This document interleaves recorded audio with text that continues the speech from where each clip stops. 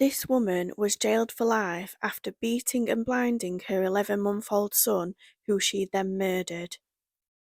Callum Wilson from Windsor suffered a detached retina, an unsurvivable brain injury, broken bones and bruising, and died in hospital in March 2011.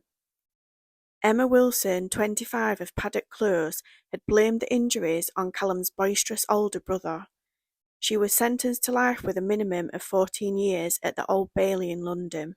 Wilson was convicted of murder in December after she was unanimously found guilty by a jury following a 5-week trial at the same court.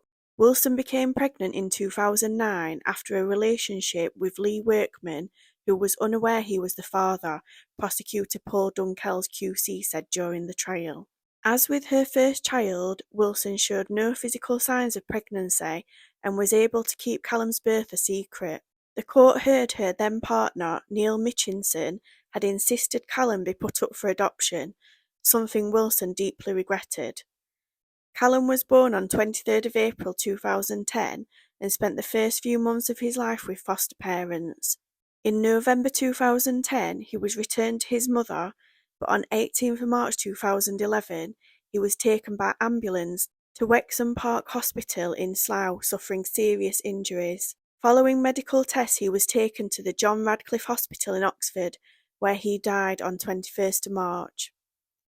The infant was found with a brain injury, rib, arm and leg fractures and bruising across his face and body. During Wilson's trial, Mr Dunkels told the jury she had claimed constant pushing and rolling of Callum by his then 23-month-old brother may have been to blame for the injuries. He added, but he could not have fractured Callum's ribs, which was consistent with violent squeezing of Callum's chest. She also blamed Callum's brother after health and social workers spotted scratches on him during visits to Wilson's flat, the jury was told. The court heard Wilson also lied to staff and parents at a playgroup at Woodlands Park Village Children's Centre in Maidenhead, claiming Callum was her cousin's son. She provided a false surname and address for the youngster and claimed on one occasion that bruising on Callum's face had been caused by an older sister who in fact did not exist, prosecutor Paul Dunkels said. Staff noticed Callum changed from a happy smiling baby to emotionless and listless, he added. Photographs were shown to the jury of Callum with visible bruising to his face. Mr Dunkels said the prosecution did not believe Wilson intended to kill her son, but claimed she carried out a violent act against a vulnerable child.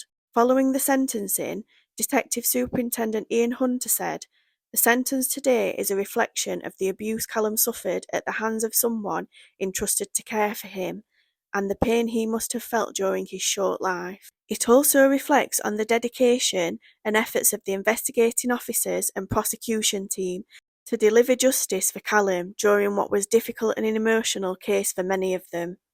Of course, sadly, it does not bring Callum back, and our thoughts will always remain with him."